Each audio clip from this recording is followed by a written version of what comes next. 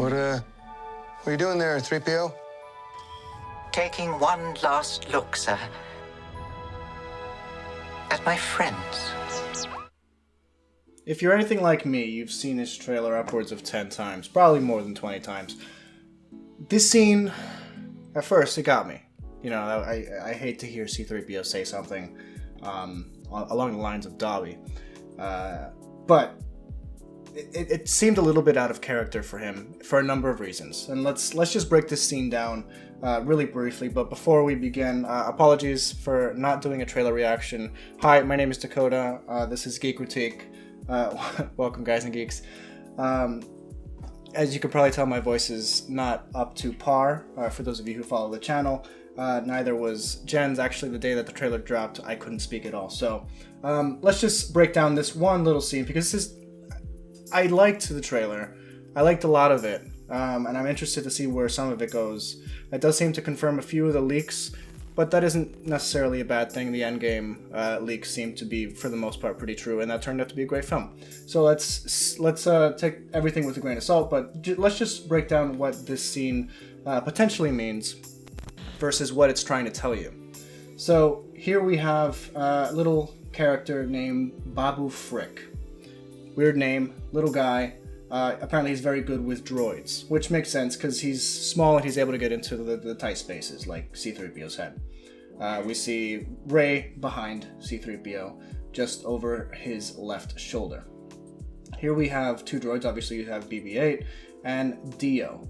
And here you have, looks like Rey's jacket, or Rey's coat, or robes rather, and C-3PO's leg. Notice C-3PO's leg does not seem to be on the floor. It seems to be pivoting back and forth, which denotes that he's sitting. In the back we have the 21B surgical droid. It looks like the blue one that we saw in Empire. At the top here it looks like the bottom half of a droidica. Later on in the shot we have a B-1 battle droid. So this is clearly a scrapyard for old droids. We see shelves of parts, and we see a hand floating over in this corner. We also see this new character named Zori Bliss. Don't really know what she's going to be doing with the plot. But notice who else is in this room. We got Finn, we have Rey, we have Poe. Notice who we don't have in this shot that we can see. R2-D2 and Chewbacca. Oh, just to hammer home the point that this is a junk shop, we have other legs falling over here. We have the bottom of a droid over here. So it's just a bunch of droid parts. So let's see what he has to say again. What are you doing there, 3PO? What are you doing there, 3PO? Poe asks C-3PO. Clearly he's doing something off character. Taking one last look, sir.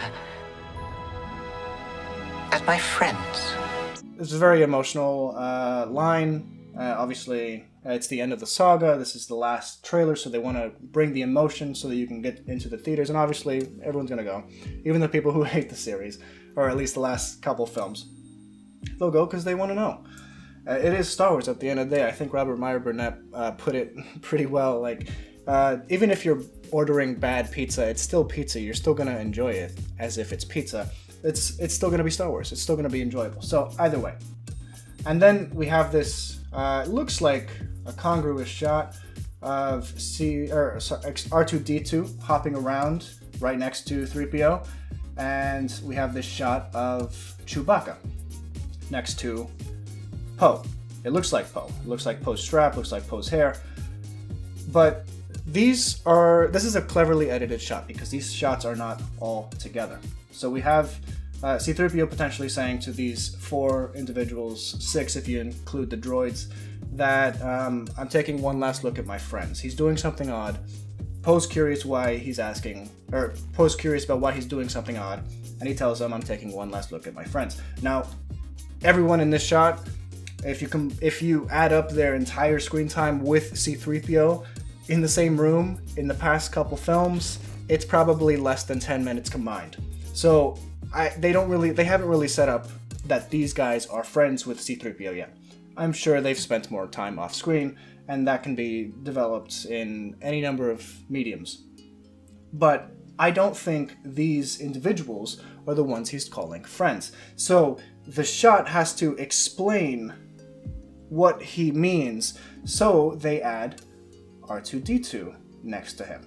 Now notice in this shot, he's clearly standing and not sitting. And we know he's sitting because we had that shot earlier with his leg pivoting back and forth. He's not on stable ground here.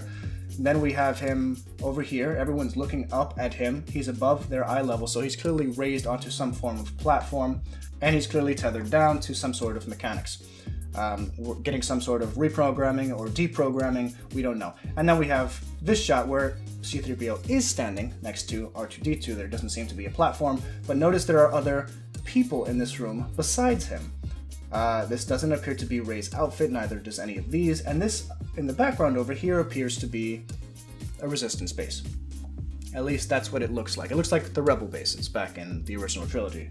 And this is a completely different shot, because notice that Chewbacca is being lit, looks like by the sun, and he's right next to Poe. Now if we go back to this shot over here, who's standing next to Poe? Zori Bliss, and Poe doesn't have that jacket on in the other shot.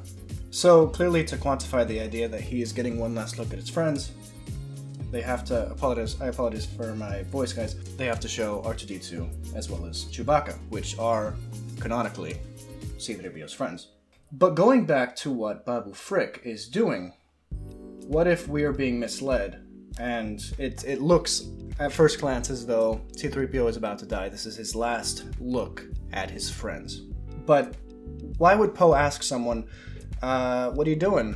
Why are you acting so odd? If you're literally on your deathbed. Because wouldn't you exhibit some strange behaviors if you know that you're only gonna live for X amount of minutes or seconds or moments? So something else has to be going on here. What is Babu Frick doing? It doesn't take that much work to deactivate a droid for good. And are they deactivating C-3PO for good?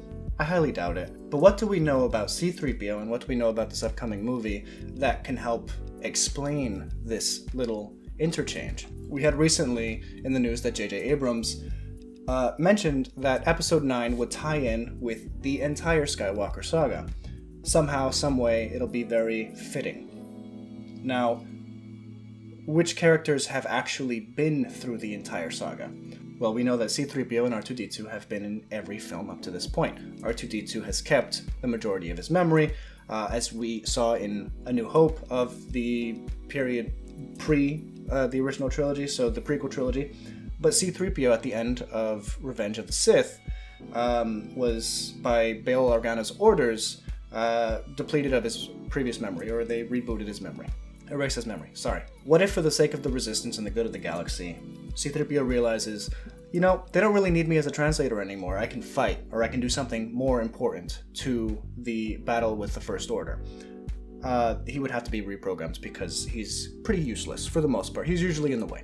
What if, in so doing, they bring back the memories that he's had throughout all the films?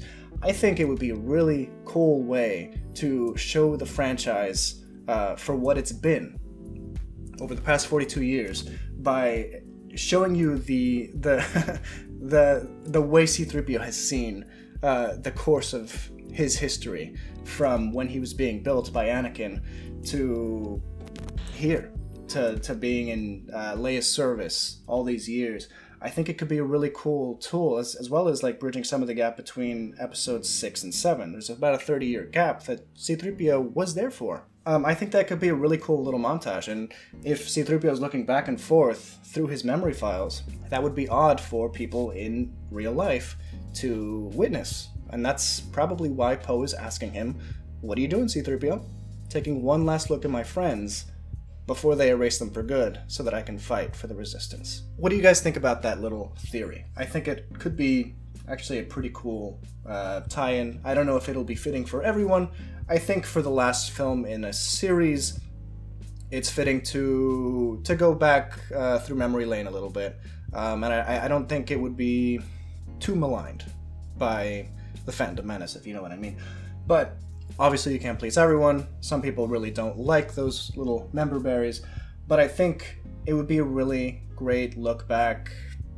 I think it would be fitting, personally. What do you guys think? Is that something that you would like to see moving forward, at least in this next movie? Does that make a little more sense as to why C-3PO is looking at his friends for the last time, it might be really cool seeing, you know, perhaps new footage of Padme or Anakin or Obi-Wan in that lens, you know? It might be really cool to experience from his point of view, from a certain point of view. And that's pretty much what Star Wars is with these droids. The droids, because they've been here since the beginning. And I think that'd be really fitting. I don't know. I'm rambling at this point. Guys, if you've missed us and you want to know why we haven't been as busy as we have been, over the past 4 or 5 months, I've divulged probably 200 plus hours into this video project right here. It's the entire Marvel Cinematic Universe chronological timeline, including all shows and films and one-shots and web series and everything. If you're only interested in the film chronology, you can click that video right there, but I'm really hoping you click one of these videos to help us with the YouTube algorithm. Thank you guys so much for watching. Please like the video if you enjoyed it, and have a good day.